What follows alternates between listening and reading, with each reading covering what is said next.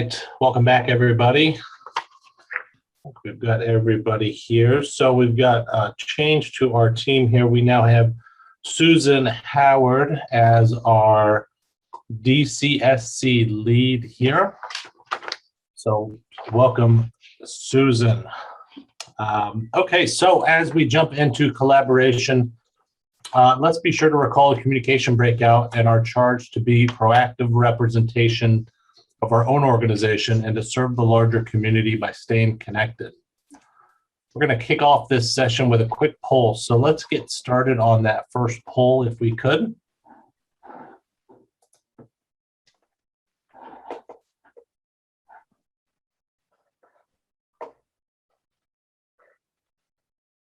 There we go. So we're still in Slido. If you navigated away from it, please do jump back there. Okay, so how and where can you collaborate with other organizations? At virtual meetings, at in-person meetings, between meetings on the member community platform, by using the Pony Express, or A, B, and C. All right, so enter your selection there in Slido. We'll give it a minute in case we close that window. Make sure in Slido that it says Group B at the top of your screen. Yeah, that's a great point. So top, if you're in the web browser version, it's going to be on the top left, I believe. Group B.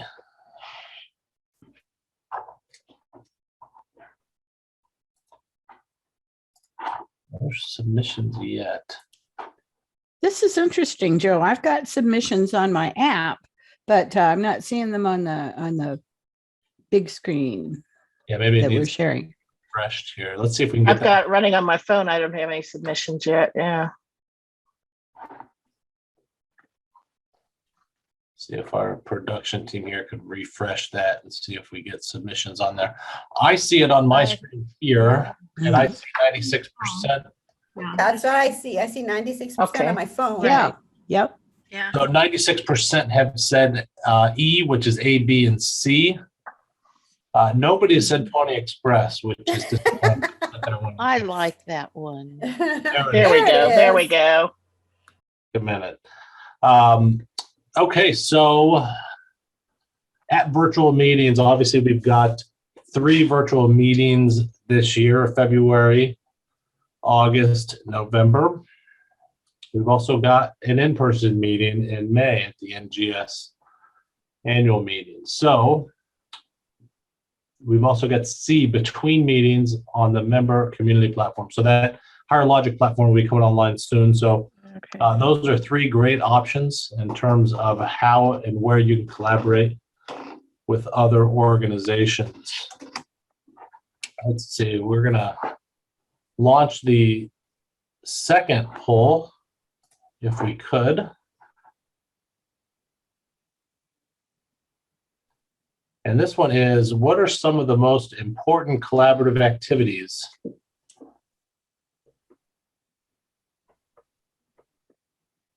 No, I think we're on the wrong one here.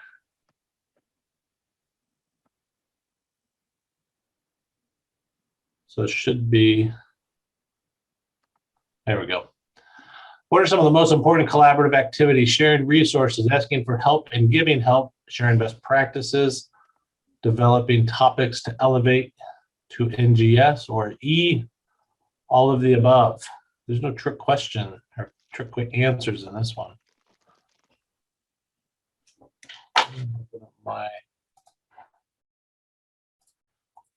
I'm gonna say all the above. I'm in good company there, 100% so far, at least on my screen.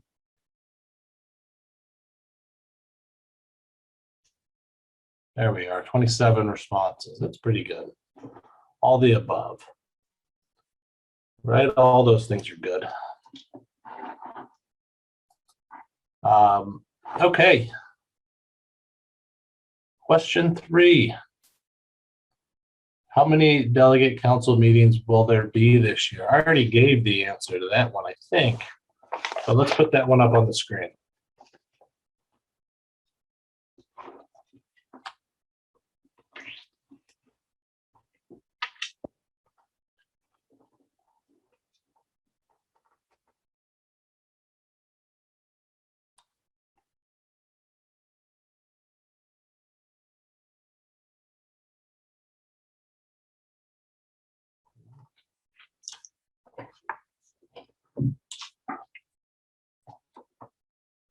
We'll get there.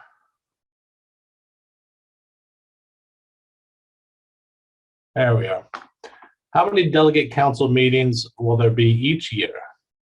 1, 3, 4, or 17?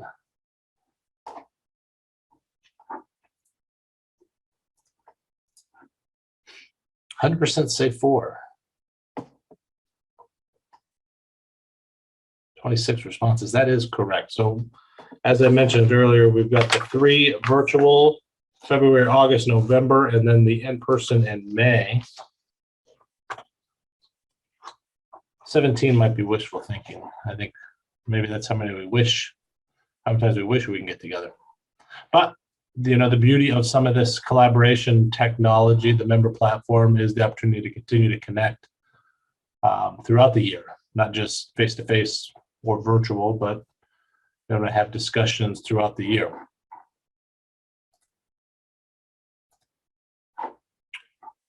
Okay, with those questions concluded here, any questions on those? Any comments on the 3 questions? How and where we collaborate? The most important things to collaborate on, or how many times we meet each year? Is 4 too many? Too few? Any comments?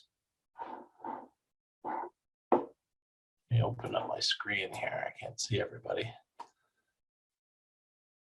Let's just do a show of hands. Is that the right amount? Raise your hand if you think that's the right amount of times for the group to get together. Yeah, I see a lot of hands. Okay. And what do we prefer? Do we prefer in person? Do we prefer, let's raise your hand if you prefer in person versus as opposed to virtual. Okay, not as many for in person. All right, maybe we'll do a couple of in-person meetings in the future. Okay, we are now going to jump into our activity, which is another poll question here.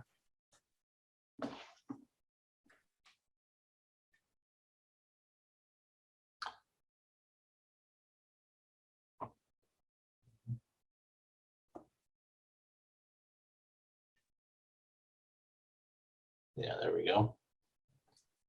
A little bit of difficulty. We'll get it up there, though. I'll go ahead and ask the question. Considering the council is diverse in terms of organization, size, and focus, what types of organizations are you most excited to work with among the other organizations represented? Okay, so we've got a diverse group of organizations here. Who are you most looking forward to working with?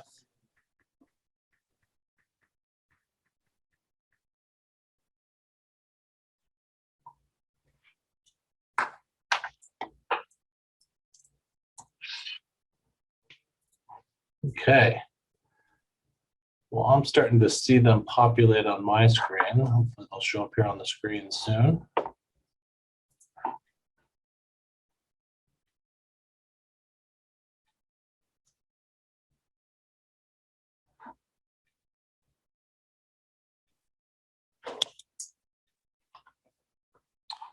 Let's see if we can get that screen refreshed and showing the responses there.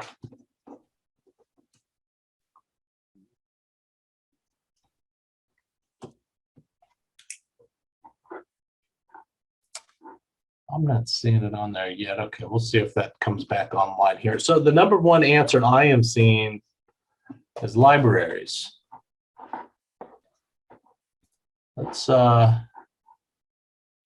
Let's dive into that a little bit more.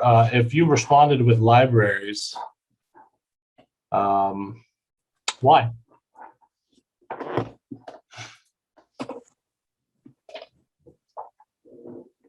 So this is Matt Berry. For us, our organization has a genealogical library, and most of the challenges we face are related to that physical library, whether it be in terms of volunteer staffing it or paying the rent on the facility. While we share a lot of common challenges in terms of membership and providing programs and so forth, the kind of the big day-to-day challenge is keeping the library up and running, and coming up very shortly, how to reopen it. So if I'm hearing you right, learning from libraries about their operations, some best practices on how to use those within your own organization. Okay. Anyone else have that? Katie, that's a yes for you. Yes, we also have a large library in Southern Oregon, and getting the volunteers back in after the close and how to reopen, whether by appointment only or mask mandated, how to do it. A lot of people in our area won't get vaccinated, so it's a challenge. So. Okay. And then also along with that is then how to reopen the classes to either hybrid or some in-person, some virtual. We usually do 3 to 4 large seminars a year. Bringing in a speaker, it was very cost effective this year to have the virtual speakers instead of flying them in from around the country. We saved thousands by doing the virtual, but we also have members who want the in-person, and how to make that work. So I'd love to know what other societies and libraries are doing. Okay. Let's hold that question here. Richard, you have your hand up. Yeah, we have sort of the reverse problem. We do not have our own physical facility for either meetings or library research. What we have is a county library system with a dedicated genealogy room, which also includes some county level archive material. And they could probably use more volunteers, but we're also up against a county level library board, which has its own ideas of how to run things, not necessarily compatible with what individual researchers want to do.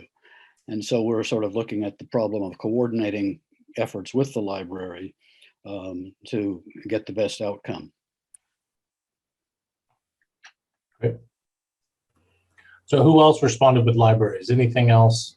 Well, I have a little comment. We had a very large library. Our small society had over 4,000 books. And space became a problem because we don't have a place to put it that we could afford. So first it was in a neighboring city's public library. Then we had to move it out of there because they needed the space. And it was accepted at our local college, Whittier College. And then they needed the space. So we were left storing 4,000 wonderful books and pamphlets and manuscripts in storage boxes.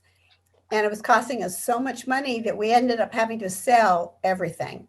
So now we're relying on having to travel to other people's libraries to get the stuff that we used to have. So that's the big problem we have now. And of course, all of our public libraries have not opened up again. And California, especially Southern California, they're still on very limited takeout, and anything that's a manuscript that can't be taken out, you can't see, you can't go in yet. So libraries are a big problem. Yeah. In Houston, we have the Clayton Library Friends, and I think they're opening back up for limited hours, and I think you can go in for an hour. But during the pandemic, they had an email address. If you wanted something, you could email them. If you knew what you wanted, you could email, say, can you go look at this document for me? Things you might find like on Ancestry or Family Search where there was an index, but it didn't have the actual document. But it was one of those things you could see in library. You could email, there was an email address at the library that you could send something to, and they would, within a day or two, email the documents you wanted. And I used that once or twice, and that was very helpful. So in terms of how you as a delegate of your organization interacting with other organizations, what else other than best practice sharing with libraries, what other types of engagement, what other types of benefit do you see working with libraries in this new format?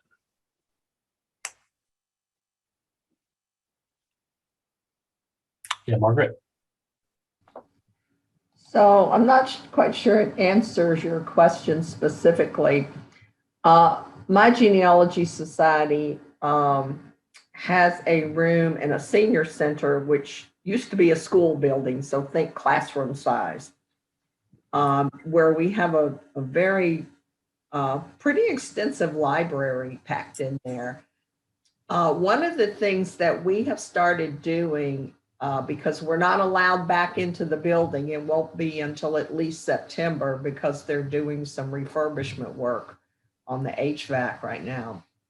But one of the things we're doing is one of our board members periodically goes over there to pick up mail. And when he's allowed to go into the library, he takes books out and we give them to members to write book reviews. So even though we can't go use the books, we're at least letting, and we publish, like I think we published 3 in our last newsletter. And so that's something we're doing to build enthusiasm with our membership to want to come to the library this fall when we hopefully can reopen following the access guidance that our local community has at that time. Yep. Okay, so other submissions on here, the other large one, they're similar sized organizations, and that appears a few times on the list. What do you see other than your participation on the delegate council? How do you see a benefit to collaborating with other like-sized organizations? We've talked about budget. We've talked about how we meet, how we return to meetings. What other benefit is there? What are the other things you're looking forward to in terms of connecting at another level with like-sized organizations?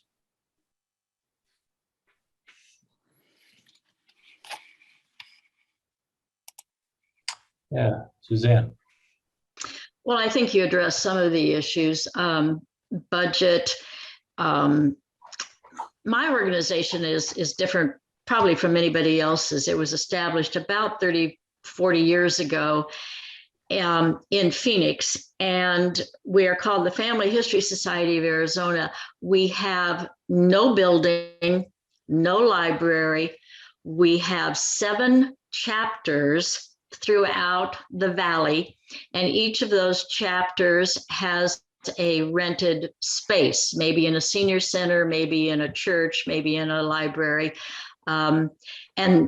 And that sometimes has been the problem in the past. We have at this point 217 members. And one of the things that I have found that is just, we're having a big issue with is all of our meetings now are virtual. Now, if you're a member of the big society and then you join a particular chapter because it's in your neighborhood, but you are able to go to any chapters throughout the entire valley. Well, I'm not too inclined to drive, 45 minutes at night to go to another chapter meeting, but Zoom has made it just wonderful that we are able to attend all the other chapter meetings. We record the speakers, so they're in a library, in a bank that anybody can access who's a member. We're getting a lot of non-members attending them, and we figured out a way on the website to identify members versus non-members. But one of my problems is, and like I say, I think we're probably more unique than anybody else, but one of our problems is, how do we get those non-members to join? I mean, they're coming to all of the meetings because they can access them. They don't have access to the recording or the handout if a speaker is so inclined. But so I'm I'm saying that if somebody has the same unique situation that we do, membership and getting new members and how to increase our size back to the 500 that it was a few years ago.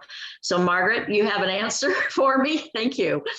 I'll tell you what we decided to do. We have in our bylaws that if a person is a member of the senior center where our society meets and our library is located, that they're allowed to attend one meeting. Yeah. See what we're like. Online, virtually, we've set up a situation where using Zoom, we have to register, even members have to register to attend a meeting. Right. That same registration link is sent to visitors who want to attend on Zoom. They are given one visit, one free visit. After that, if you want to come to any more of our presentations, pay that $20 dues for this year, and then you can come to all you want. And that sounds wonderful. How do you monitor it? So we're in line with our bylaws.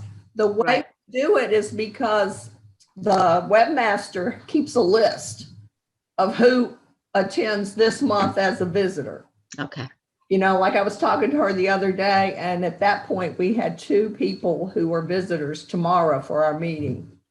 And so they'll be allowed to come, but if they want to come to something in June, then they have to become members. They have to pay the dues and become a member. And it's working pretty well. We had a couple of complaints about it, but $20 a year is not very, so. Right. And that's what ours is too, $20 a year. Right. but Okay, that- well, thank you for that. And I don't know how she did it. It's something she does in Zoom and it works. Right, and I let's- think our webmaster could do that too. Well, and that was my whole point about being in communication with chapters that are similar in needs to my small chapter. And so you see right there, that was perfect, Margaret. Thank you. You gave me an idea, and I'm going to go with it. Thanks. Right. Let me know how it works. I Okay. will. Okay, I'm going to go with Richard, John, and then Carla for our next comments here. So Richard, you're up. Yeah, my society is in the middle of Pennsylvania. State College and Bellefonte are the big towns, along with Milesboro in Center County. We're surrounded by counties which we used to be part of, because the history of county formation is such that we were formed from 3 or 4 counties, and several counties or pieces of them were split off from us. So that records of relevance to people researching ancestors from, quote, Center County, unquote, need to be in touch with these surrounding repositories and societies as well for the expertise and programming that they have. And so that's why my focus is to get a little more coordination going with similar size typically, but geographically adjacent to us. Okay, great. All right. John. Our interest would be particularly in understanding how other similar sized organizations are structured in terms of the officers, the committees, you know, how the work is getting done, and more importantly, kind of what is considered to be the essential work of the society, so that, you know, that you have people focused on. But, you know, to kind of know, you know, like what you have are surrounding programs or activities, any other, you know, kind of levels like that. But we'd be interested to know. So our bylaw is essentially the same set of officers that was kind of created back in the 1970s, and you know, things change, and you know, we don't have a social media position or something like that, and I'd be very interested to see what other societies, how they're approaching these kinds of, you know, changes. Great. Carla, you had your hand up earlier. Yes. Well, I have 2 things. One, I agree with John, and our society is very large. And although we're the Tennessee Genealogical Society, we're located literally in the southwest corner So our goal has always been to reach out across the state, and we're doing that with our new partnership program, and that's working out fantastically. But I wanted to address what Suzanne was asking and kind of build a little bit on what Margaret said. We use GoToMeeting and GoToWebinar, and that is more expensive, but we can afford it, luckily, because we were established in 1952 and we've been going ever since. But we actually charge non-members. We do about 2 workshops a week, and we've kind of backed off. We're doing at least 1 or more a week now, and we do seminars. But if you want to come to one of our workshops, you have to be a member, or we'll just charge you $5. And since our dues are only $25, we have so many people that come, they'll eventually join. And we have we've gotten over 150 new members since we've gone virtual, and it's been wonderful. So that's an idea. You know, if you're so small, maybe charge small amounts. I don't know. I'm not sure I would charge the whole membership fee, but $20 is not that much really. But that's just an idea. Thank you. Good. Katie, you have your hand up? Yeah, we well, fortunately we own our own building. We have a rather large library. We've been around for about 60 some years. We have 5 main board directors and then committees under that meet monthly, and then a general meeting. We allow folks into the virtual general meeting for free. And then we also have a 2 STEM price on our classes, seminars, and workshops. So we give a discount to members, and then non-members usually pay about $10 more. So it's like a 10-20 or a 10-15, 25 to 35 price range for the virtual classes and seminars. Interest groups right now, we used to charge in-house a $5 fee for an afternoon to participate in an interest group, and those that we have online now are free. I'd love to know, Margaret, how you are keeping track of those non-members, because I'm doing all the registration online for all the classes and seminars and everything, and it's, you know, then I send it to the webmaster and he sends out a constant contact with the virtual link, and it's a lot of work, you know. So I basically am hosting most of the meetings and classes and doing the registration and checking PayPal and blah blah blah, and it's almost a 2 or 3 person job to do all of that. So I'm interested to know how everyone else is doing it. The other thing, our library, since we're a standalone and have our own, we're not affiliated in another building with anyone, we have offered people have access to the online subscriptions websites through their membership only on our website. And then we also offer the circulating books available for pickup at the library. So that's what we've been doing. Okay. Well, thank you. Hello. Hello. Hi, this is Donald Trump, the Wolf. All right. Malcolm, you have your hand up. What we did at the forum is we have a few seminars a year, which are like 3 presentations in a row, taking most of the day. And we used to charge for those for in person, but we eliminated that fee since we weren't having to bring anybody in. And then for the monthly meetings, we said, well, you have to be a member, and that way we don't have to keep track of who's attended once. And we have attracted a few out-of-state members, but that was just, it was deemed to be too much paperwork to keep track of who had attended once. And so we just said, well, you're a member, you get everything for free, and even the seminars.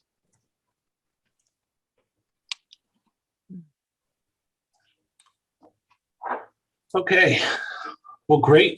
So as we look at this list and the types of other organizations we are excited to collaborate with, you know, we consider the new technology around Higher Logic and the ability to collaborate with other groups. and organized within different types of groups, whether that be by region, size, or other. How would you like to organize yourself? If you got to select how you organize those different communities, based on size or however else, what would you like to see there, Michael? Yeah, I would like to see like areas of interest. I think some categorization of topics, because small organizations can learn from big organizations and big organizations can learn from small organizations.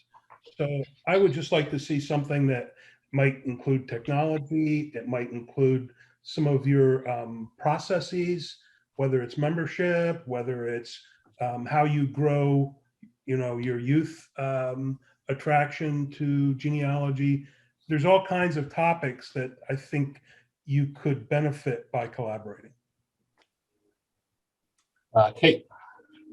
I would have to agree with Michael on that. I'm less concerned with the size of an organization, more so what the organization does. My organization, for example, we don't have a library or really special collections that I know some other perhaps larger organizations have, or even smaller ones. So that's not something that's of interest to our organization. But what we really like to focus on is providing valuable programming to our community. So other organizations who do a lot of presentations, programming, meetings, webinars, stuff like that, that we can, have something in common with and bounce ideas off of each other would be valuable to us. So I think maybe, thinking about what organizations do, what their main purpose is, and then breaking down into categories like that could be helpful, because to me, it might not necessarily matter if it's a smaller organization versus a larger one. We could all bounce ideas off of each other and gain knowledge that way.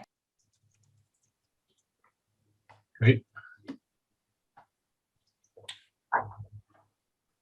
Okay, so we've said by size and interest. As we talk about location, how detailed of a location? Are we talking by state? Or how else would we organize location-wise? I bet. Well, I represent a statewide organization, and so part of our problem is we don't have a building and we don't meet physically with each other. So I think grouping it by size, like the Houston area, they can all meet in person. They're probably within 30 miles of each other. We are 400 miles east to west, 200 miles north to south. You're talking hundreds of miles if we were to meet in person. So we don't meet in person except for once a year. So I think if you group them by like big organizations as far as area, how much area they consume, and then smaller like city and county organizations where they can meet regularly. Okay, interesting. So grouping by size, geographical size, but also does membership size in terms of how many members you serve. Does that add any complexity to this in terms of who you may want to network with online?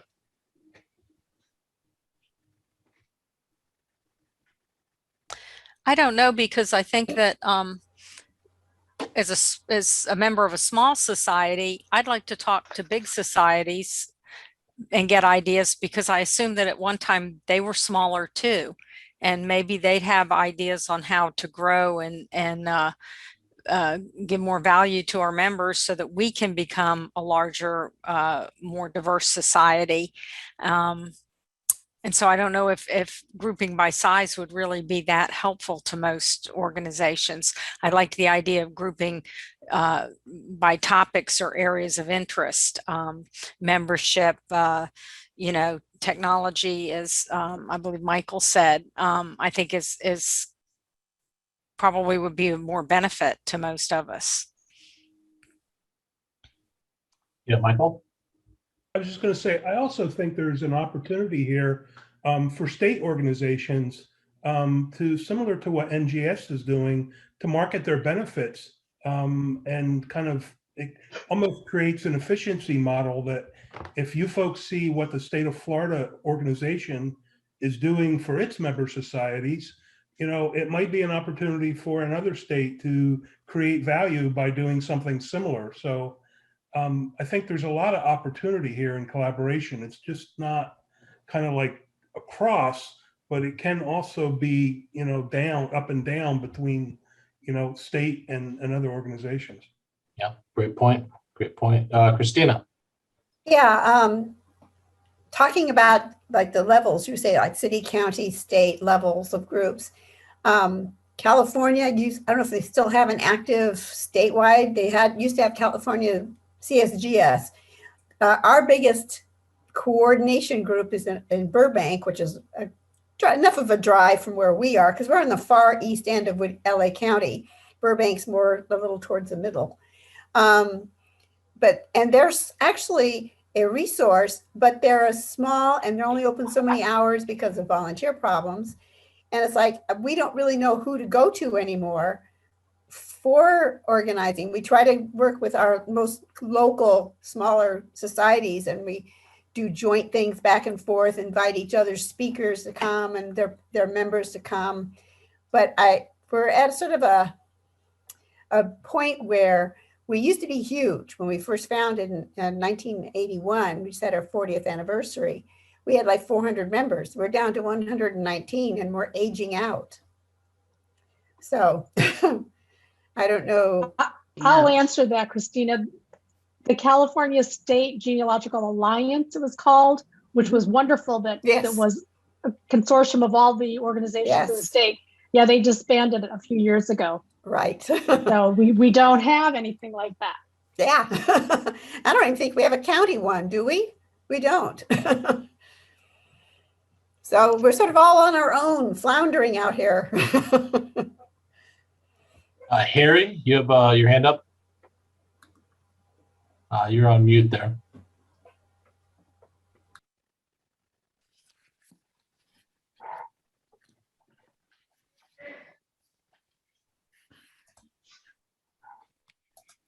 There we are. There we go. Sorry.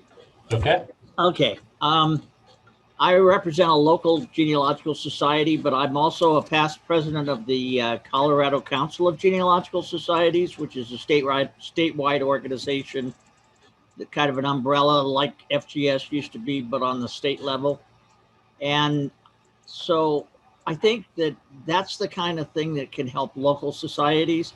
If you get like all those different counties around that one county in Pennsylvania, or what Elise is doing with that group over in the Western Pennsylvania, those are the kind of things that can help communicate, and then come back to the larger NGS delegate council. Great. John, you have your hand up. Well, I'd like to mention that you were talking about the state genealogical societies, and I thought an outstanding example of how a state genealogical society can help was a recent presentation given by the Texas State Genealogical Society about programs. I don't know how many of you all have seen that. It's out there on the web that anybody can look at. But it was about a 2-hour presentation, but it had lots of ideas, not only about programs, topics, suggestions about how to put on programs during these times, this sort of thing. It was, and they had all the representatives from various genealogical societies there, zooming in, talking about what they were doing and such. And, it was, I think it was great for them, of course, because they were able to, of course, they could talk about particularly matters that were of interest in their part of the country. But I'd love to see a lot more of that sort of thing being done. Great. Carla. Okay, I don't want to talk too much, but this is not about my society. I'm also a member of the Illinois Genealogical Society. And unlike us, they have member societies. We're trying to create partnerships because we don't have member societies. But just the other night, I went to or attended an online session that was given by one of their smaller organizations. And the Illinois Society hosts the GoToWebinar platform for them. They actually got Thomas McKenty in as a speaker, that small group did. But the Illinois Society provides the GoToWebinar platform. They introduce the speakers. They do everything for that smaller society. And I think that is just great. That's something that I would like for us to do for our partners. I don't know if we'll ever get around to that or not, but I think that's just the perfect way for a larger state society to operate. Okay. Sandra. Yes, first I'd like to say thanks to John for mentioning the Texas event. We appreciate it. I'm from the Texas State Society. That was the first short program. We did a leadership forum for our member societies in the state of Texas, and actually for societies outside of Texas as well, in March. And it was so successful that they have requested some smaller group sessions, which is exactly what the program event was that you saw, John.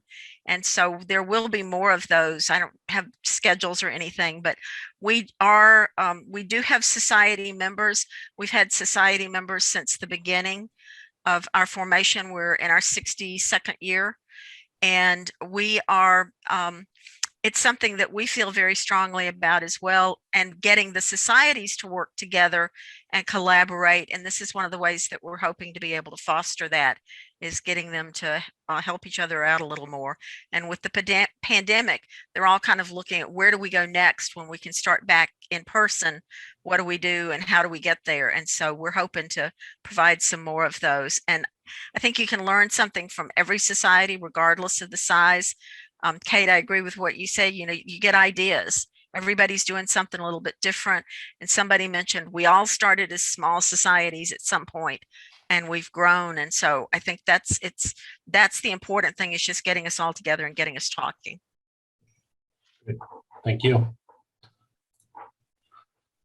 Okay, I see just about 3 minutes before we wrap up this session. So I'll open it up to any other comments or questions around collaboration. We've talked a lot about how we want to organize or who we want to collaborate with. Richard, you have your hand up. Something that hasn't come up and may or may not be directly related is the question of whether societies have paid staff or rely entirely on volunteers. We had a suggestion a couple of years ago from one of our board members that we should hire an executive director. Of course, that was sort of laughed out of the room because it would have used up our entire reserves in about a year and a half to pay somebody for quarter time to run all of the functions that nobody else wants to run. But there may be a logical place to at least discuss the different approaches to governance and execution, depending on the size of a society. All right, about a minute left here. Suzanne, you have your hand up. A few years back, we were having trouble getting a treasurer, and we decided to give them not only the membership for free, but a stipend if an individual would come in and take a two-year membership. It didn't go well, especially at the treasurer's position. He wasn't very efficient, even though he came with good background. He'd been a CPA earlier on, but he just simply did not do the job that we needed to have done. And I just felt like the only reason he took the job was because we gave him, a salary. It wasn't very much, but we gave him a salary. And so we had a pretty negative experience with paying an officer. Okay, we got about 10 seconds left here. So thank you again to the group. Appreciate your comments, contributions. We are going to jump back to the main session to report out.